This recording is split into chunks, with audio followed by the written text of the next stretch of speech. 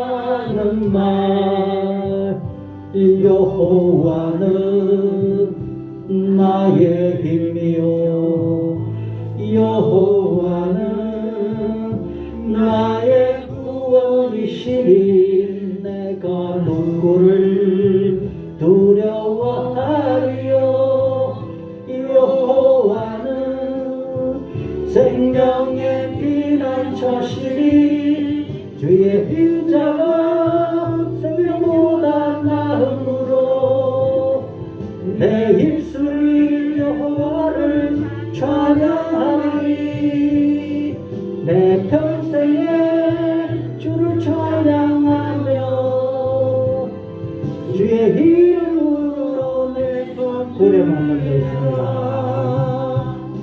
주의 인자가 생명보다 나음으로 내 입술에 여호와를 찬양하리 내 평생에 주를 찬양하며 주의 이름으로 내 손 들려. 아멘. 아멘.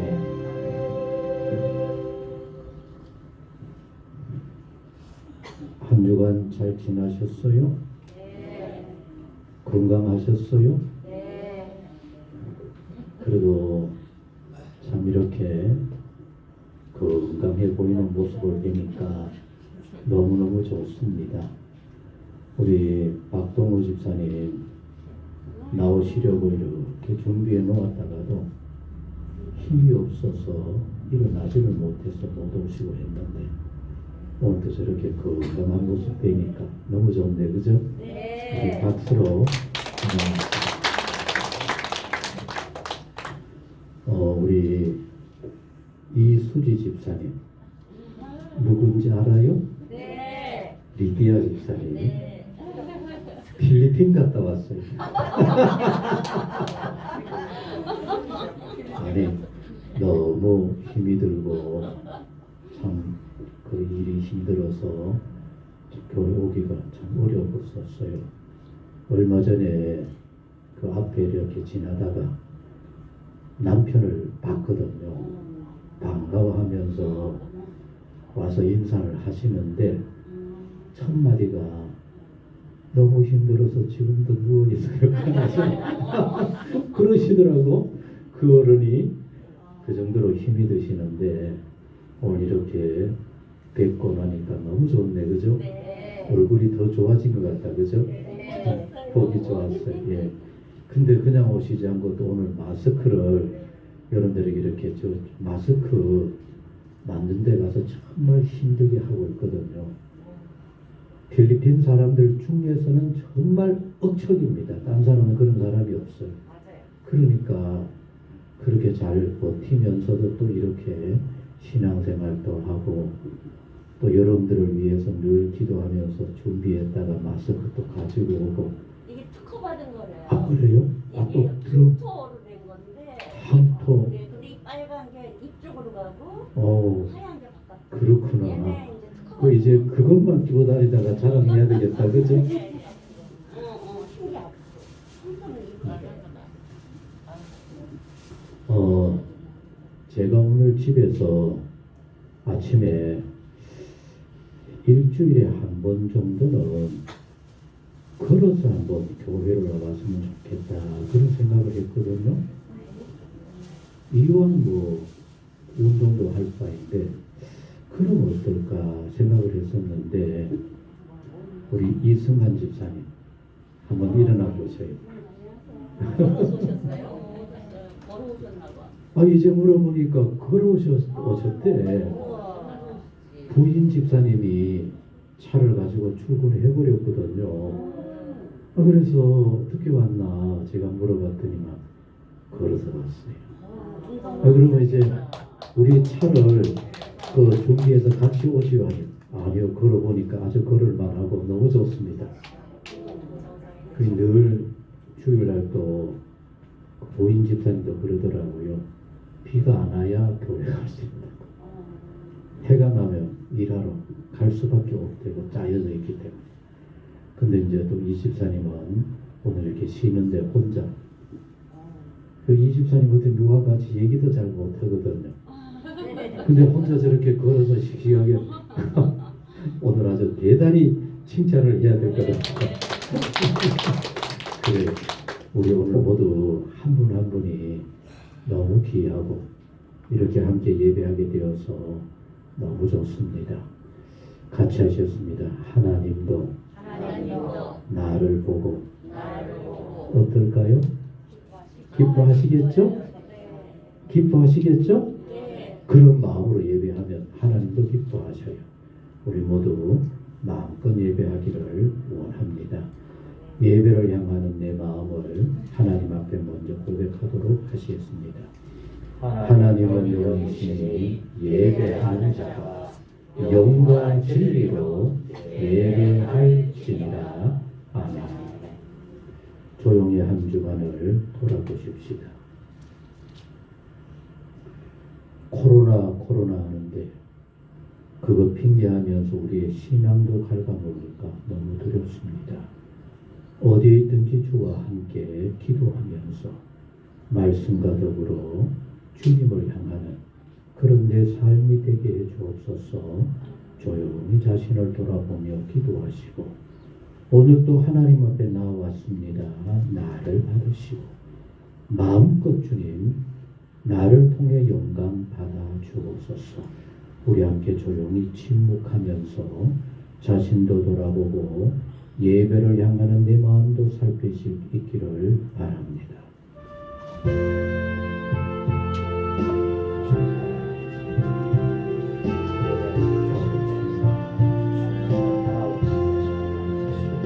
나는 전능하신 아버지 하나님 천지의 창조주를 믿습니다. 나는 그의 유일하신 아들 우리 주 예수 그리스도를 믿습니다. 그는 성령으로 잉태되어 동정녀 마리아에게서 나시고 본디오 빌라도에게 고난을 받아 십자가에 못 박혀 죽으시고 장사된 지 사흘 만에 죽은 자 가운데서 다시 살아나셨으며 하늘에 오르시어 전능하신 아버지 하나님 우편에 앉아 계시다가 거기로부터 살아있는 자와 죽은 자를 심판하러 오십니다. 나는 성령을 믿으며 거룩한 공교회와 성도의 교제와 죄를 용서받는 것과 몸의 부활과 영생을 믿습니다. 아멘. 찬송 534장 찬송입니다. 534장 찬송입니다.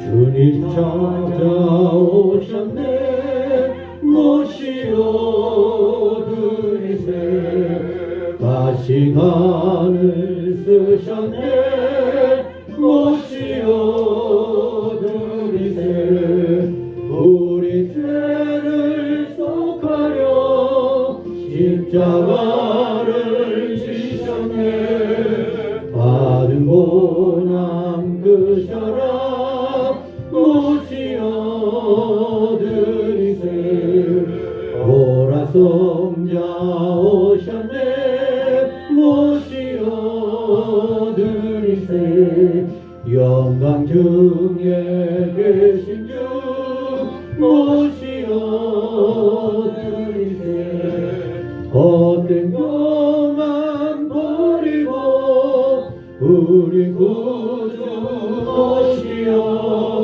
영원 복남 누리세 모시어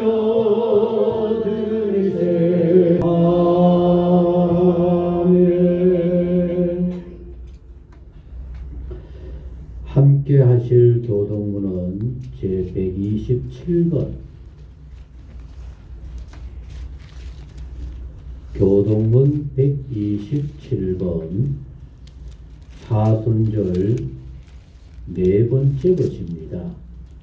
사순절 네 번째 것입니다.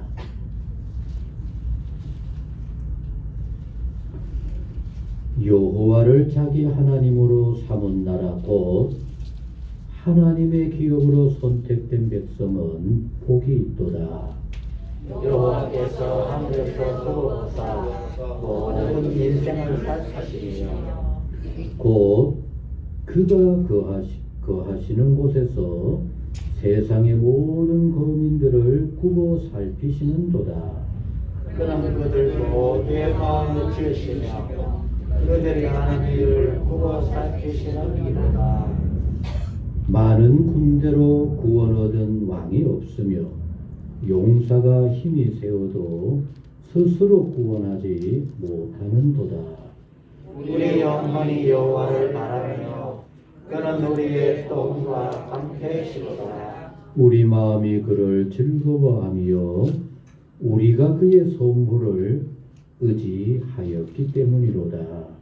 여호와여 우리가 주께 바라는 대로 주의 인자하심을 우리에게 베푸소서. 아멘.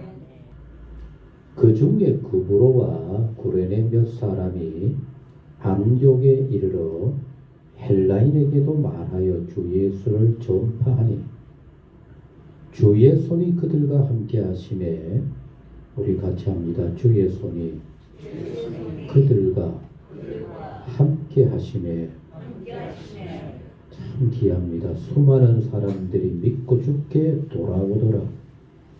예루살렘 교회가 이 사람들의 소문을 듣고 바나바를 안디옥까지 보내니 그가 이르러 하나님의 은혜를 보고 기뻐하여 모든 사람에게 굳건한 마음으로 주와 함께 머물러 있으라 건하니 바나바는 착한 사람이요 성령과 믿음이 충만한 사람이라.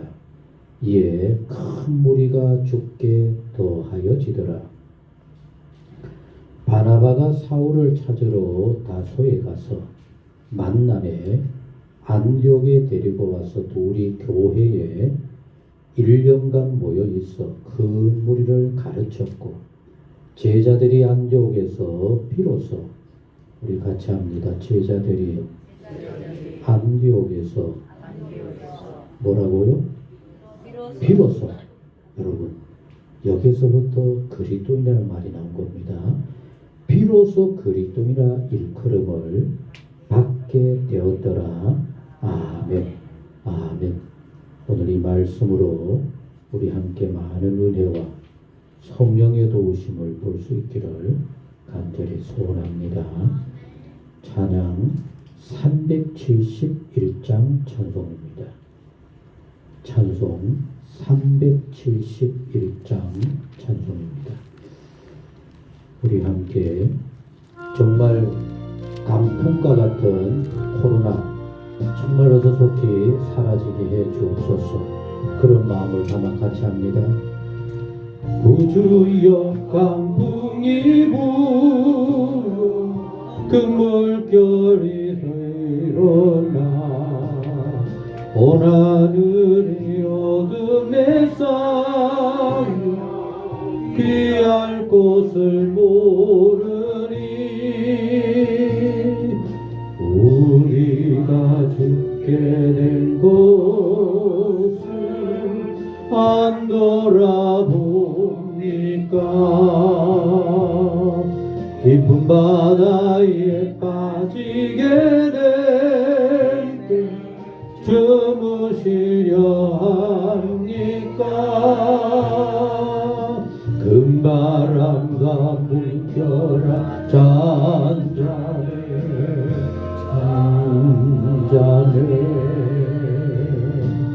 사납게 뛰노는 파도나 저 흉악한 막이나 아무것도 그 병 안에 잠들어 누신데 뒤엎어 놓을 능력이 곧도다 저 예수 풍파를 부디죠 잔잔해 잔잔해 예수 풍파를 부디죠 잔잔하라. 예, 주의 손이 함께 하실 때 우리 허 목사님 나오셔서 말씀 전할 때 큰 은혜의 시간이 되기를 소원합니다. 우리 박수로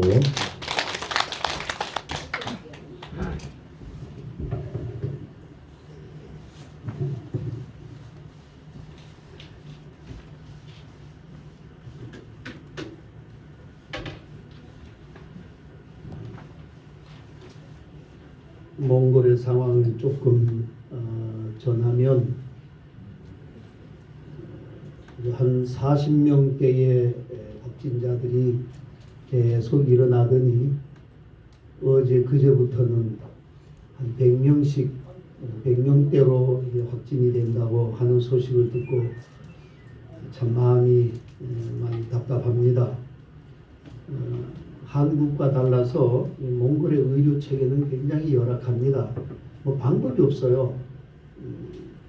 그렇다고 나라가 뭐 돈이 많아가지고 백신을 사가지고 다 맞아봐야 310만입니다. 몽골 전체 인구가. 뭐 유목민들이기 때문에 뭐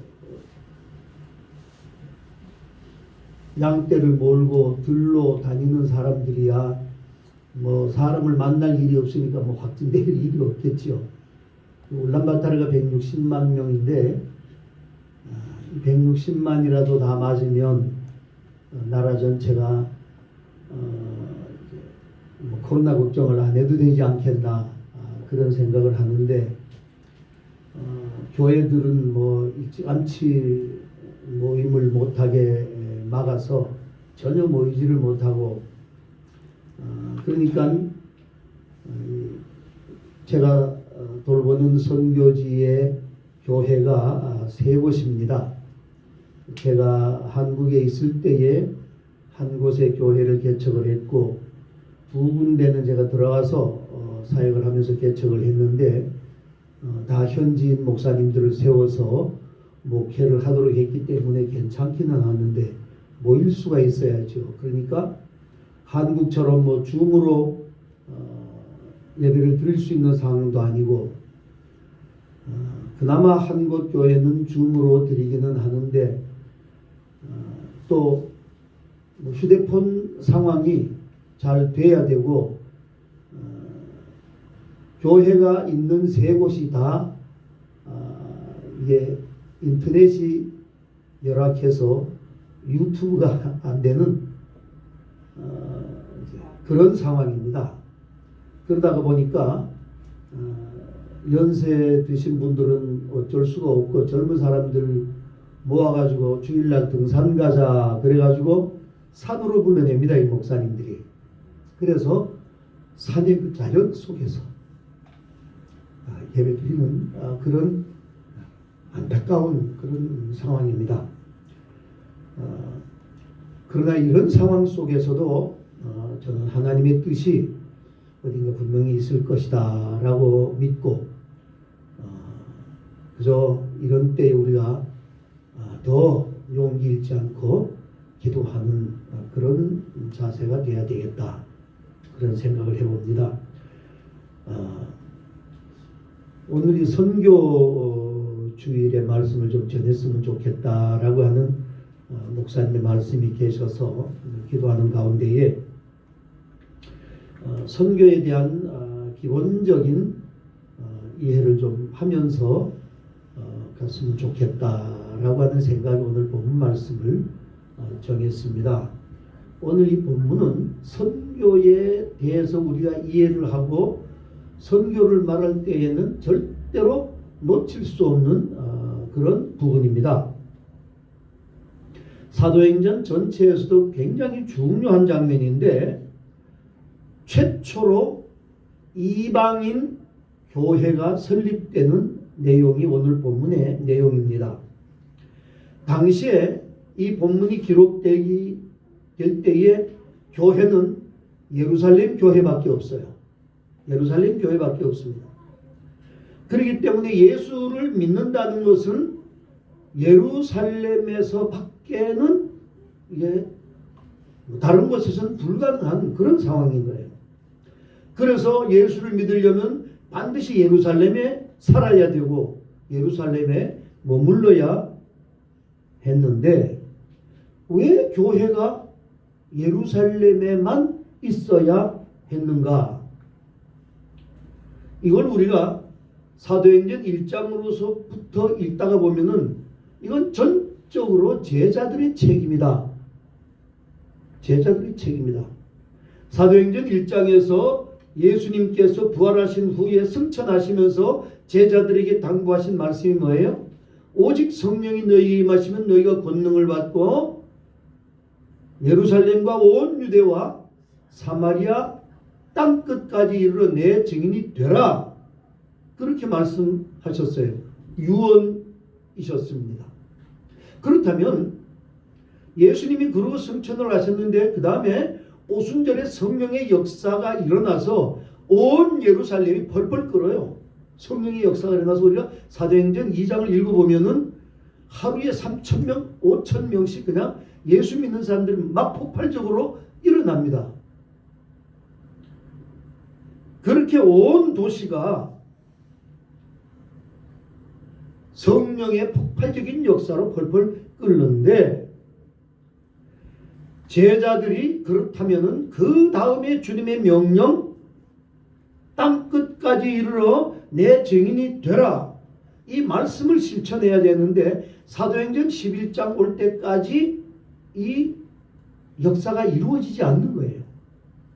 그냥 예루살렘 교회 한 곳만으로 예수님의 제자들이 신앙생활을 했고 또 예루살렘에서 복음을 받아들인 사람들이 예루살렘의 교회만 찾아와서 예배를 드리고 거기서 서로 교제하고 떡을 떼고 빵을 나누고 그것밖에는 더 이상 아무것도 이루어지지 않았다는 거예요.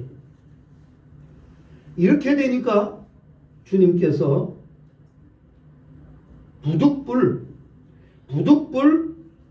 이렇게 예루살렘 교회를 중심으로 해서만 모이는 이 사람들을 흩어져 버릴 수밖에 없어요. 그래야 복음이 확산이 되어질 테니까.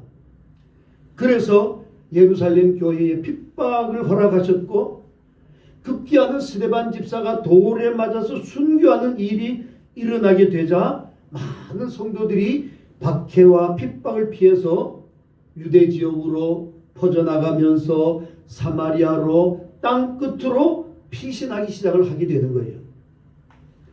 그러던 중에 어떤 사람들이 베니게와 구브로를 거쳐서 안디옥까지 내려오게 되었다라고 하는 거예요. 안디옥이 어떤 도시인가?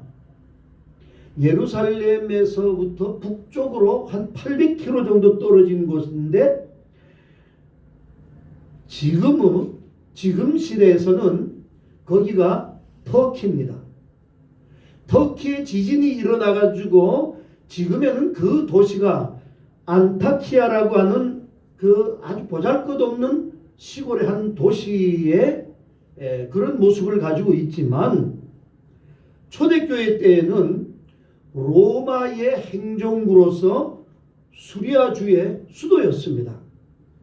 신약시대의 인구 50만이나 되는 그런 로마 제국 내에서는 세 번째로 큰 그런 도시였습니다. 로마가 제일 크고 알렉산드리아가 두 번째고 그 다음에 이 세 번째가 안디옥이라고 하는 그런 도시였어요.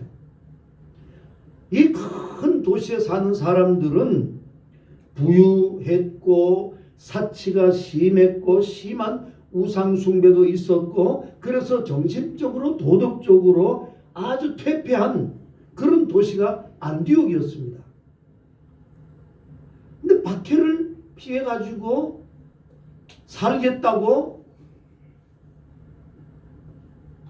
찾아간 이 안디옥이라고 하는 도시 성도들이 거기에 와가지고 복음을 전했습니다.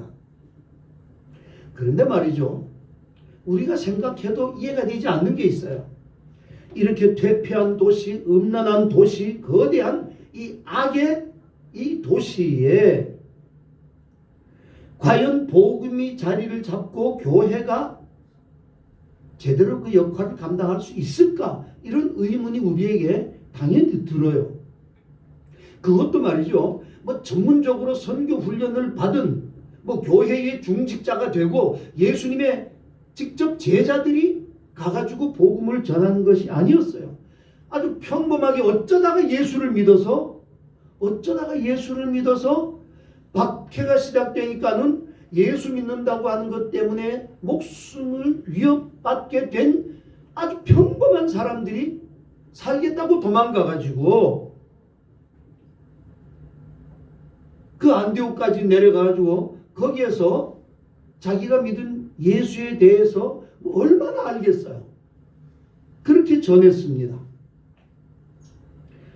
차라리 어디 순진한 시골 마을 같은데 사람들이 아무것도 모르고 그냥 시골에서 농사나 짓고 살든지 뭐 물고기나 잡고 살든지 그런 데에 가서 복음을 전했다라면은 아마 쉽게 거기에 교회가 세워질 수 있겠다. 우리가 그렇게 추측할 수 있을 텐데 아주 악이 강한 그런 안디옥이라고 하는 로마 제국의 그 기독교를 핍박하는 그런 제국에서 세 번째 가는 그 큰 도시에 가서 복음을 전했을 때에 교회가 세워지는 안디옥 교회라고 하는 교회가 세워지는 놀라운 일이 벌어졌습니다. 도무지 예수하고는 거리가 멀 수밖에 없었던 그런 사람들이 복음을 받아들이더라는 거예요. 회개하고 주님 앞으로 돌아오더라는 거예요. 여기 이 안디옥 도시에 복음의 부흥이 일어나는 거예요. 그 비결이 뭐냐? 오늘 본문에서 오늘 설교 내용의 제목에서 나타나는 주의 손이 그들과 함께 하심에 수많은 사람들이 믿고 주께로 돌아오더라. 본문은 그렇게 기록을 하고 있습니다. 주의 손이 함께 하심에 우리가 주의 일을 할 때요. 정말 우리가 성도라고 하는 이름으로 우리가 살아갈 때에 내 생각과 내 지식과 내가 처한 상황 그런 모든 것들보다 가장 중요한 것이 뭐냐?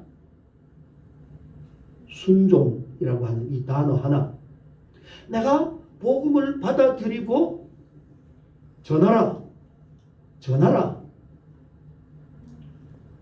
요즘 말로 하면 전도해라, 선교해라 하는 이 주의 뜻에 순종하면서 그렇게 살 때에 도무지 상상할 수 없는 일들이 일어나게 되는데 그 이유는 그곳에는 주의 손이 나타나기 때문이다 라고 한 거예요.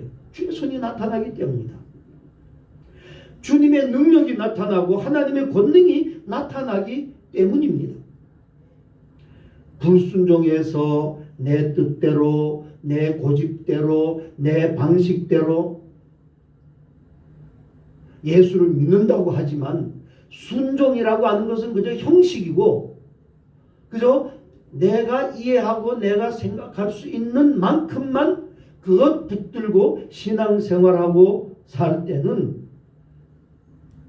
내게서 나타나는 능력이라고 하는 것이 뭐 있겠어요? 내가 가진 능력, 내 힘뿐이지만 하나님의 뜻에 순종하면서 살 때에 내 힘에 더해서 얹어지는 플러스 알파가 있다는 거예요. 하나님의 막강한 힘이 내 힘 위에 더 붙는다는 얘기입니다. 그렇다면 오늘 우리가 이 부분에서 중요하게 생각해야 될 게 있어요. 내가 저 사람에게 예수를 전할 때에 저 사람이 예수 믿을까? 내가 이런 상황에서 내 꼬라지가 이런데 내가 예수 믿으라 그러면 야 인마 니나 잘 믿고 니나 복 받고 살아라. 그런 소리가 그냥 나한테로 그냥 튀어 돌아올 텐데 뭐 우리가 얼마든지 복음 전하는 삶을 살겠다라고 마음에 그렇게 작정을 하고 그렇게 할 때에 그런 생각이 얼마든지 들 수 있어요. 그러나 내가 결과를 예측하고 내가 이 일이 어떻게 진행될 것이다라고 하는 생각을 접어버리고 전해라. 에스겔 선지자에게 네가 복음을 전해서 그 사람이 예수를 믿으면 하나님을 믿으면 너는 네 책임을 다한 거다. 그 사람이 믿든 안 믿든 근데 네가 복음을 전했는데도 불구하고 그 사람이 안 믿으면은 안 믿은 그 사람에게 책임이 가지만 네가 복음을 전하지 아니해서 그 사람이 예수를 믿지 못하고 믿을 수 있는 기회를 갖지 못했다고 하면 그 책임은 너의 책임이다. 하나님께서 에스겔에게 그렇게 하신 말씀 아니에요?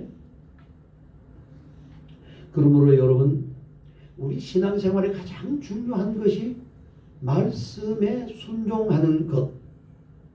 그 순종을 바탕에 깔고 우리가 선교 현장으로 나가고 전도 현장으로 나갈 때에 거기에 하나님의 능력이 플러스되고 하나님의 권능이 거기에 덧입혀진다고 하는 사실입니다.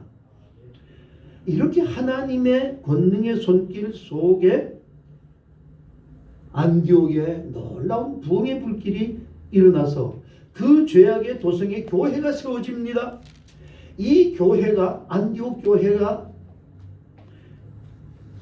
교회의 역사에 기독교 역사에 선교의 역사에 아주 중요한 역할을 감당하는 교회로 자리 잡게 되는 거예요. 안디옥 교회. 이 안디옥 교회는 이방 세계에 세워진 최초의 교회일 뿐만 아니라 이방 선교의 전초기지 역할을 담당하는 교회가 되었다는 거예요. 세계 선교 우리가 복음을 받아들이고 대한민국에서 예수 믿게 된 것은 바로 이 안디옥 교회가 시발점이었다는 사실입니다. 안디옥 교회가 바울과 바나바를 최초의 선교사로 파송하게 되면서부터 전 세계 선교의 역사가 이루어지게 되었다는 거예요. 여러분 근데요 여기서 중요한 게 있어요.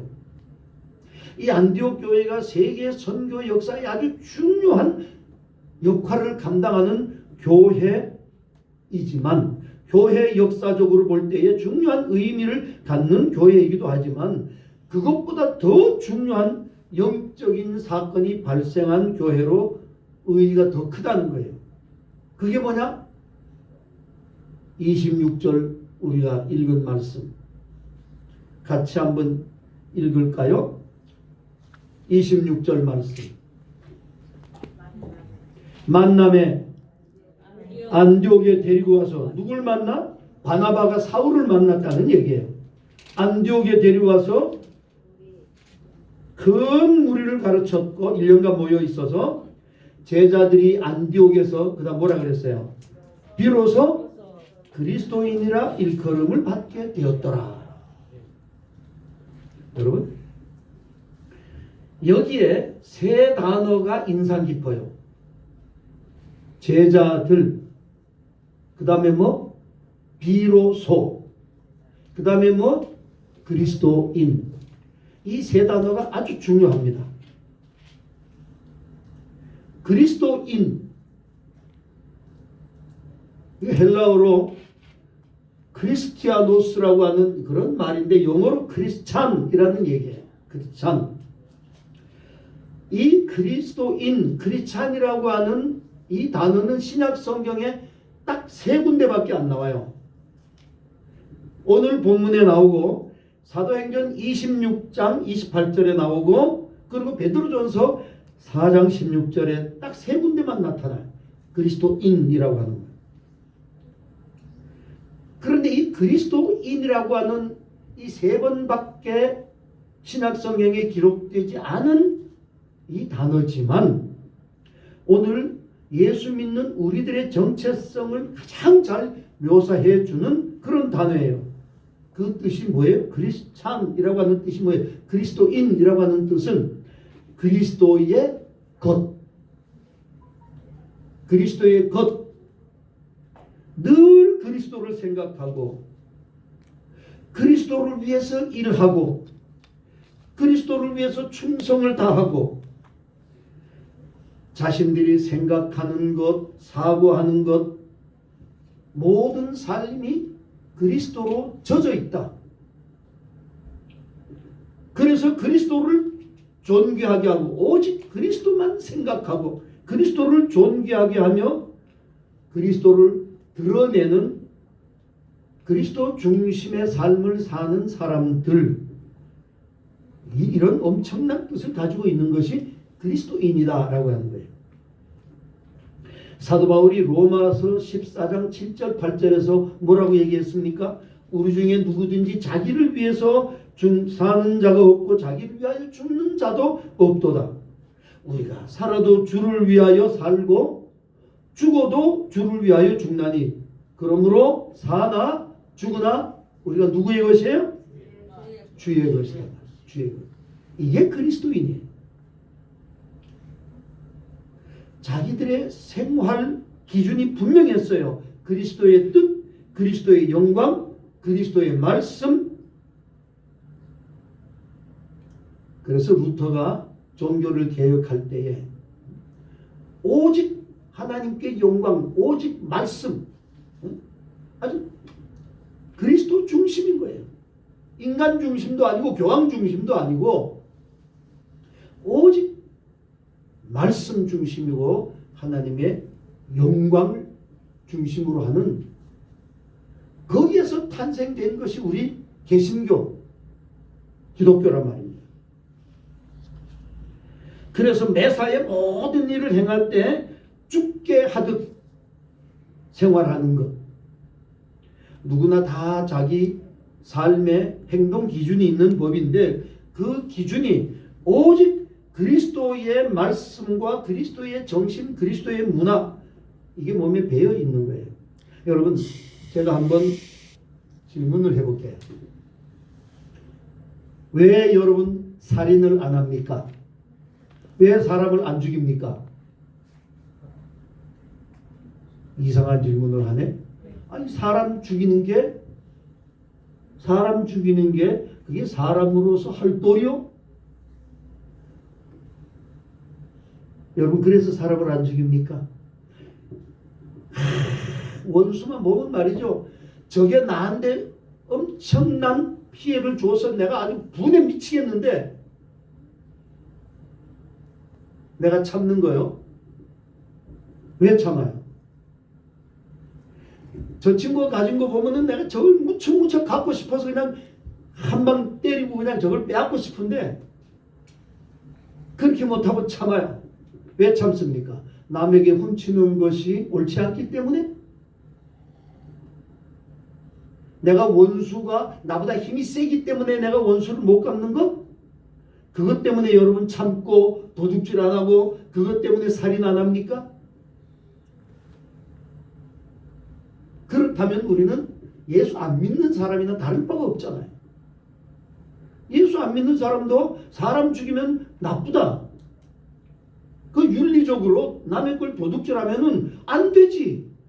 우리가 그런 기준으로 사는 그리스도인이라고 한다면 우리는 그리스도인이라고 말할 수 없어요. 그리스도의 정체성이 없는 거예요. 나는 원수만 보면 그냥 하루에도 몇 번씩 그냥 분이 속에서 일어나서 때려 죽이고 싶은데 하나님이 내 머리 꼭대기에서 나를 밟고 내 원수를 사랑해라. 도둑질하지 마. 살인하지 마. 하나님이 내게 그렇게 말씀하시는 그 말씀 때문에 내가 그 말씀에 순종하고 복종해서 도둑질도 안 하고 내가 살인도 안 하고 내가 이웃 것을 탐내지도 않고 내 모든 삶에 하나님이 그렇게 말씀하시는 것 때문에 내가 그 말씀에 순종해서 하지 않는 것이어야 그게 그리스도인이라는 얘기예요. 그게 그리스도인이다. 그래서 우리의 삶의 기준은 하나님의 말씀이 기준이 되는 거예요. 그럴 때 우리가 그리스도인이라고 당당하게 말할 수 있는 거예요. 여러분, 얼마나 우리가 당당해져야 되는 겁니까?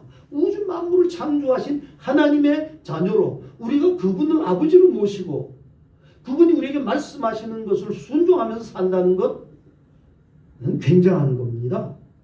그리스도인답게 산다는 것이 바로 그런 거라는 거예요. 그런데 이 안디옥 교회 교인들이 살아가는 모습을 보고 비로소 그리스도인이다. 비로소라는 말이 어떤 때 들어갑니까? 기다리다가 기다렸는데 이제야 드디어 비로소 그런 얘기입니다.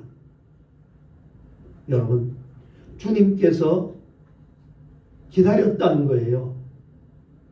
그리스도인이 되기를 기다렸다는 겁니다. 예수님의 제자, 그리스도의 제자, 하나님의 자녀. 그래서 제자, 자녀 이런 단어도 좋지만 그 못지않게 아니 어쩌면 그보다 더 주님은 그리스도인이라고 하는 단어를 기다렸다는 거예요. 그런데 이 말은 누가 붙여줬어요? 제자들이 자기들이 붙였습니까? 아니에요. 예수 안 믿는 안디옥에 사는 예수 안 믿는 사람들이 그리스도인이다 이렇게 붙여줬다는 거예요.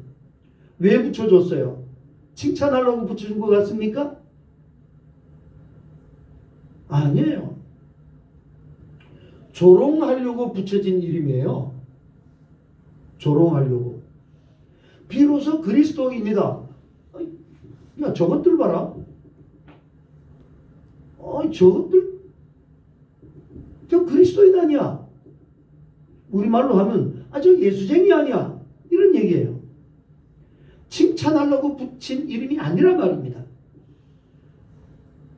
그 이름을 붙인 것은 우리하고 사는 방식이 다르더라는 거예요. 전혀 다르더라는 거예요. 자기들 가치관하고는 영 다르게 이상하게 산다고. 우리말로 좀 심하게 말하면 야, 저것들 또라이 아니야. 이 얘기예요. 이 얘기예요. 그때 당시에. 너무나 이상하게 살고 괴상하게 산다고 자기들과 다르게 산다고 붙여진 단어가 그리스도인이었다는 얘기예요. 뭐가 다른지 볼까요? 이 사람들이 그리스도인들이 나가서 나쁜 짓 하고 남의 걸 훔치고 막 원수 같고 그래서 야, 저것들 또라이 아니야. 이렇게 붙인 게 아니라는 거예요. 거짓말을 밥 먹듯이 하고 표리부동하고 사기치고 도둑질하고 살인하고 그래서 조롱하면서 붙인 이름이 아니다라고 하는 거예요. 야 임마 하고 오른뺨을 한 대 때렸더니 왜 또 때려? 들이대더라는 거예요. 한 대 얻어맞으면 두 대, 세 대 갚아야 속이 시원한 그런 시대를 살면서 한 대 때렸는데 여기도 때려 여기도 때려. 반항하지 않고 오히려 그렇게 맞으면서 참더라는 거예요. 이게 도대체 무슨 상황이야? 사기 쳐가지고 저놈 속옷을 뺏었더니 야 그것까지 가져가 벗어주더라는 거예요. 야 이것들이 도대체 어떤 존재들이야? 억지로 끌고 임마 야 오리까지 가 이 자식 오리까지 끌고 가더니까 심리까지 가 내가 가줄게 그러더라는 겁니다. 자기들 같으면 오리를 끌고 가면은 말이야 야 뭐 내 힘이 약하다고 이거 뭐 갑질하네? 동네방네 떠들고 다니면서 망신 주고 여론몰이 했을 텐데 아무 말 없이 심리까지 동의해 주더라는 거예요. 자기들의 가치관으로 볼 때 이건 정말 얘들이 미친 짓들 하는 거예요. 정신 나간 겁니다. 또라이 짓입니다. 그런데 알고 보니 예수가, 그리스도가 오른밤을 치면 왼밤도 돌려내라. 속옷을 달라 하면 겉옷까지 줘라. 오리까지 가자 그러면 심리까지 가줘라. 그렇게 말씀을 하셨는데 그걸 지키는 사람들이란 얘기예요. 그렇게 하면서 우리는 그리스도가 그렇게 우리에게 가르쳤기 때문에 우리는 그 말씀을 순종하기 때문에 그렇게 산다. 그래서 이런 사람들을, 이런 무리들, 집단들을 조롱하기 위해서 그리스도인, 우리말로 하면 예수쟁이, 이렇게 붙였다는 겁니다. 이 말씀을 우리 생각하면서 우리 자신들을 한번 좀 이 시대를 살아가는 우리 그리스도인들로서 오늘의 교회를 생각하면서 나 자신을 한번 생각해 보십시다, 여러분. 우리는 물론 그리스도인으로서 우리가 조롱받아서는 안 되겠죠. 근데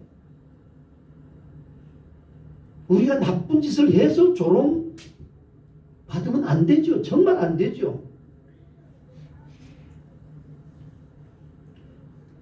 이 코로나 시대를 살면서 말이죠. 교회가 그 속에서도 뭔가 좀 다른 모습을 보이면서 야, 저것들은 뭐 예수 믿는 것들은 뭐 어쩔 수 없어.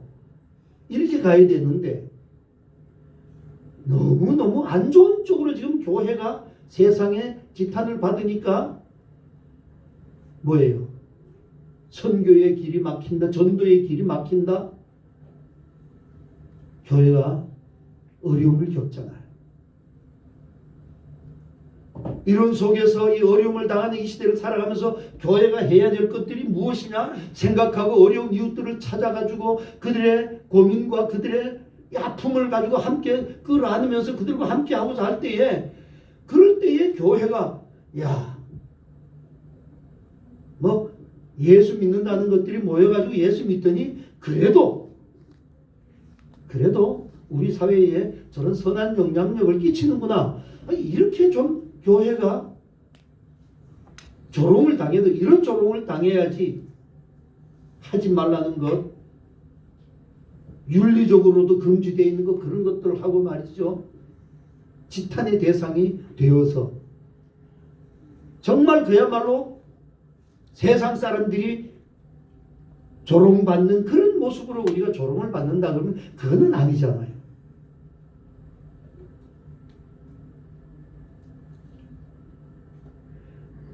어떻게 하면 우리가 세상에서 조롱받지 않을까? 어떻게 하면 이런 핍박받지 않을까? 눈총받지 않을까? 예수도 적당히 믿어라. 뭐 그렇게 미친 듯이 예수 믿냐? 제대로 좀 믿으려고 그러면 주변에서 저것 또라이 아니야? 그러니까 그 소리 듣기 싫어서 우리는 적당히 거리 두고 적당히 신앙생활 해가면서 바보 소리 안 들으려고 하고 흉 안 잡히려고 하고 그렇게 신앙생활 하려고 기준을 세우고 우리가 그렇게 예수 믿고 있지는 않는가?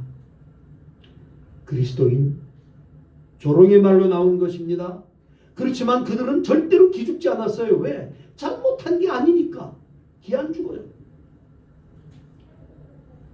애당초 그들은 세상의 시선과 눈길을 의식하지 않았어요. 두려워하지 않았어요. 그들의 눈에는 오로지 예수 그리스도 주님만 있었고 그리스도의 이름으로 세상에서 또라이 소리를 들으면서도 당당하게 그렇게 살았다는 거예요. 그러니까 이해 못하는 세상 사람들이 조롱하면서 그리스도인이라고 붙인 그런 명칭이지만 주님께서는 그들의 그런 삶을 얼마나 기다렸으면 비로소 드디어 이제야 주님이 즐거워하셨다는 얘기예요. 여러분, 예의 바른 그리스도인도 중요하지만 예수 믿는 사람이 예의가 있어야죠. 그러나 때로는 세상에서 좀 당당하게 터프하게 그리스도인으로 살아가는 모습도 필요하다고 생각합니다. 눈치 이쪽 저쪽 눈치 보고 폐 안 끼치려고 하고 조용히 아무도 눈치 못 채게 그렇게 그저 내가 주일날 교회 와서 예배 드리고 사는 것으로 내 신앙생활에 의무를 다했다? 그렇게만 하지 말고 때로는 터프하게 당당하게 그래 나 예수 믿는다. 제 예수 믿는 것들은 말이야 죄 짓고 나서 잘못했습니다 하고 회개하면 용서받고 죄 짓고 용서받고 죄 짓고 용서받고 야시 그런 예수 참 편하게도 믿는다. 그런 조롱을 우리가 받을 수 있잖아요. 그러면 당당하게 그래 너도 억울하면 예수 믿어라. 믿으면 되지 않냐. 우리가 당당하게 그렇게 얘기할 수 있는 연약하니까 우리가 넘어질 수도 있고 죄일 수도 있잖아요. 제게 한 교인이 자기 나는 저 사람처럼 그렇게 신앙생활을 했으면 좋겠다. 그리고 그냥 그 사람 닮아가려고 애쓰는데 이거 본받으려고 했던 그 사람이 어느 날 그냥 부인의 머리채를 짚고서 막 싸우는 걸 봤어. 충격을 받아가지고 그냥 당장 나한테 쫓아와가지고 목사님 제가 그렇게 존경하는 유집사님이요. 아니 부인의 머리채를 짚고서 그냥 싸우는데 내가 너무 충격받았어요. 목사님 그럴 수 있어요? 황당하더라고. 근데 그때에 하나님께서 내게 지혜를 다 주시더라고. 집사님 예수 믿었으니까 그 정도로 끝났지 안 믿었으면 그 사람 살인할 사람이야. 야 내가 생각했던 대답도 아니야. 하나님께서 그렇게 지혜를 주셔서 그 대답을 하더라고. 근데 그 사람이 뭐? 하고 그러네요. 그렇잖아요. 우리가 다 100% 바울 같은 위대한 선지자도 내 속에서 그렇게 은혜를 받고 났는데 한쪽에서 성령의 법이 한쪽에 육신의 법이 싸워가지고 나를 이렇게 끌고 가려고 그러고 이쪽으로 끌고 가려고 그러니까 내가 곤고한 사람이로다. 누가 나를 이 사망의 법에서 나를 해방시킬 것인가 이렇게 고민했는데 우리가 예수 믿는다고 하루아침에 달라지진 않아요. 그러나 내가 이만큼 이렇게 주님 생각하면서 예수 믿는 사람으로 내가 이만큼이라도 살아야 되겠다라고 하는 생각을 주시는 것만 해도 은혜고 넘어지지만은 또 하나님 내가 넘어졌습니다. 일어나서 또 가고 그러면서도 기죽지 말고 당당하게 오늘보다는 내일이 나아지겠지. 언젠가는 내가 그리스도인으로서 주님이 나에게 원하는 그 수준에 내가 올라서겠지. 이런 힘으로 노력하면서 이렇게 사는 것이 그게 그리스도인이지.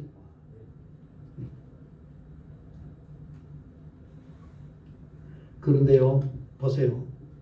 우리가 오늘 이 본문에서 참 이상한 것이 보여요. 뭐예요? 사람들이 예루살렘에서 도망가기 시작합니다. 왜? 예수 믿는다는 것 때문에 박해가 들어오니까 도망을 가요. 핍박과 박해를 피해서 예수 믿는다는 것을 숨기기 위해서 안 믿을 수 없구나 안 믿으면 돼 이러면 되는데 도망간다는 것은 예수를 믿으면서도 이 예수를 안 믿겠다 이렇게 못하겠다는 거예요. 그러니까 살기 위해서 도망을 갑니다. 도망가면은 주변의 사람들이 저거 예수 믿는 놈 아니야. 이거 들통나지 않으려고 얼마나 전전긍긍하며 도망가겠어요. 근데 이상한 사건이 여기서 일어나요. 무슨 사건입니까? 정말 이상하게도 신앙 때문에 예수 때문에 도망가는 사람들이 가는 곳마다 그들의 발걸음을 닿는 곳마다 예수를 증거하면서 도망갔다는 거예요. 그렇잖아요. 그러니까 안디옥에 도망가가지고 예수 믿는다는 것을 숨기면서 살아야 되는데 그 그 안디옥에 와가지고 그 악의 도시에서 예수를 복음을 증거했다는 거예요. 예수 때문에 도망가는 사람들이 예수를 퍼뜨리면서 도망가는 거예요. 지금. 신분을 감추면서 숨어서 살아야 될 사람들이 이해가 돼요? 이해가 안 되잖아요. 여러분, 하나님이 하시는 이 일이요, 때로는 정말 저는 이 본문을 보면서 이게 하지 못한 내 수준과 생각으로는 도저히 일어날 수 없는 일을 하나님께서 이루어 가시는 거예요. 저는 이 코로나 사태를 보면서 교회가 되고서 예수 안 믿는 사람들이 저 교회, 저 예수 믿는 것들 싹 없애야 돼, 막 이런 핍박을 우리가 들어요. 몇몇 교회 때문에 듣잖아요. 몇몇 교회 때문에. 하지 말라는 거 하지 않고 방역수칙 지켜가면서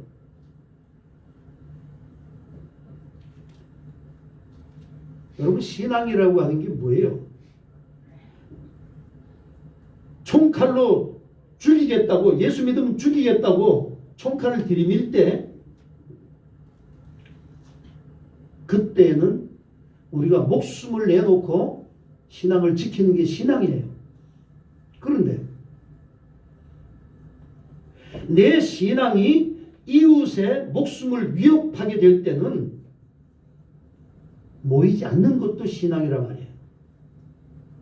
다시 말하면 방역수칙 지키는 거, 왜 집단으로 모여가지고 말이죠, 몇 명 이상 모이지 마라, 어떤 때 모이지 마라 그러면은 내가 감염이 되면 이웃의 목숨을 위협하는 거 되니까 그건 안 해야 되잖아요.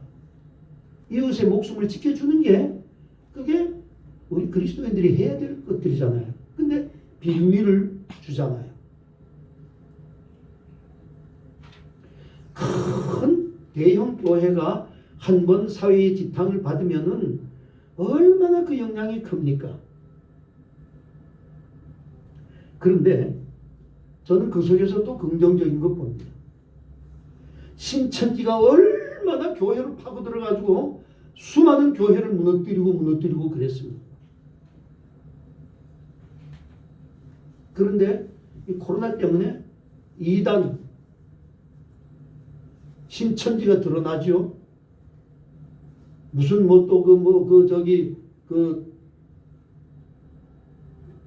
상주에 있는 성교 훈련원 이런 데 다 드러나잖아요.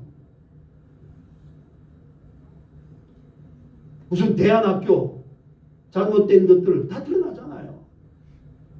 어떻게 보면 우리가 너무 안일하게 신앙생활을 하고 그 틈바구니를 이단들이 파고 들어오니까 오늘 하나님께서 우리 교회에 주시는 이 경고의 메시지다. 우리가 그렇게 들으면은 우리의 신앙에 도움이 되고 우리 교회를 바로 세워가게 되는데 도움이 된다는 얘기입니다. 우리가 이럴 때일수록 그리스도인으로서의 정체성을 가지고 우리의 신앙을 지키면서 내 것을 지키기 위해서가 아닌 세상에다가 좀 더 내가 그리스도인이라고 하는 것을 보이면서 본보기 하면서 그러면서 살자. 제가 이 설교 준비를 하면서 곰곰이 생각해 봤어요. 제가 코로나로 몽골에 못 들어가니까 여기에서 할 수 있는 게 없잖아요. 뭘 하겠어요? 이렇게 있어서는 안 되겠다 그래가지고 제가 요양보호사 훈련을 제가 2월 달부터 받기를 시작했어요. 그걸 받으면서 왜 하나님께서 나에게 이걸 받게 하셨을까? 생각해 보니까 요양보호사 교육을 받아보니까는 여자들이 할 수 있는 일이고 남자들은 별로 할 수 있는 게 없더라고요. 그럼에도 불구하고 제가 이 교육을 받으면서 한 가지 분명하게 그 사람들이 그래요. 왜 그 연세에 내가 나이가 제일 많더라. 왜 이 훈련을 받으세요? 그래서 제가 당당하게 얘기했습니다. 임종을 앞둔 사람들에게 제가 그들이 그 임종을 편안하게 받아들일 수 있도록 내가 봉사하고 싶어서 목사로서 잘 편안하게 죽게 사람들 인도하는 게 최고인 것 같더라고 내가. 그래서 내가 받습니다. 당당하게. 이 훈련 받으면은 어디 가서 사역하고 싶습니까? 호스피스 시설에 가서 내가 봉사하고 싶습니다. 저는 그렇게 했었어요. 제 목회생활 가만히 되돌아보니까 제가 정말 이웃에 도움을 주고 내가 목회적인 관점에서는 했지만은 내 혼자서의 삶에서는 그렇게 한 것이 별로 없어서 제가 뉘우치고 후회하고 하면서 하나님 이제라도 내 남은 생에 이렇게 살았으면 좋겠습니다. 그렇게 생각을 했습니다. 여러분 기독교의 그 가장 밑바닥에 뭐가 있습니까? 기본이 사랑입니다. 봉사고 헌신입니다.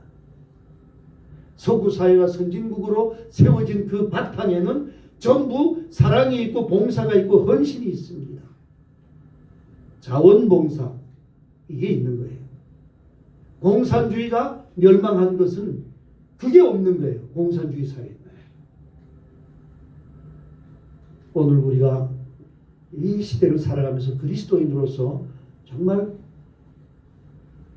안디옥 교회 교인들처럼 비로소 그리스도인이라고 하는 칭호를 받으면서 살아갈 때에 거기에 복음의 확장이 이루어지고 교회는 든든하게 세워져 간다는 것, 지금까지 선교의 역사가 다 그 바탕 위에서 이루어졌다는 것, 이걸 생각하시면서 여러분들 나는 힘이 없지만 이런 상황에서도 내가 살아있다는 것은 하나님이 나를 통해서 기대하시는 것이 있기 때문이다.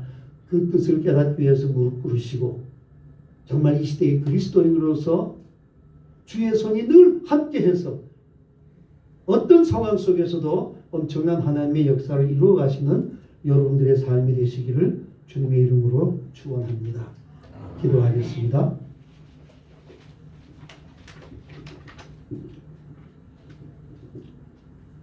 좋으신 하나님, 부족하고 연약하고 정말 내세울 것 하나 없는 연약한 저희들이지만 하나님께서 사랑하셔서 그 변치 않는 사랑으로 오늘도 이 자리에 있게 하십니다.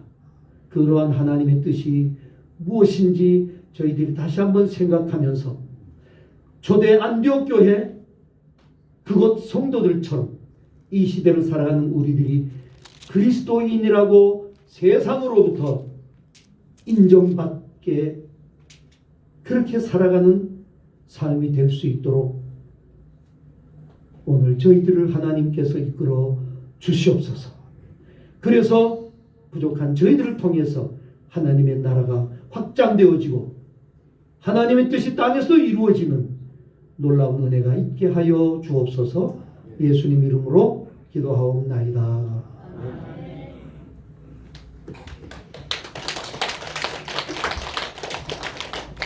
우리 모두 주님이 늘 함께 하시고 주의 손이 도와주시는 복 있는 삶이 되기를 소원합니다. 우리 찬송 312장 찬송 같이 하시겠습니다.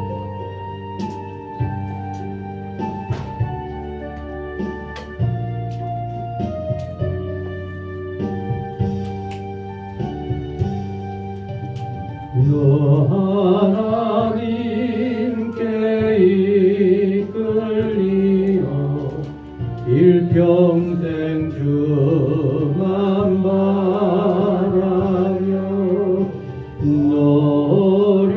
어려울 때 힘주시고 언제나 지켜주시리 주 크신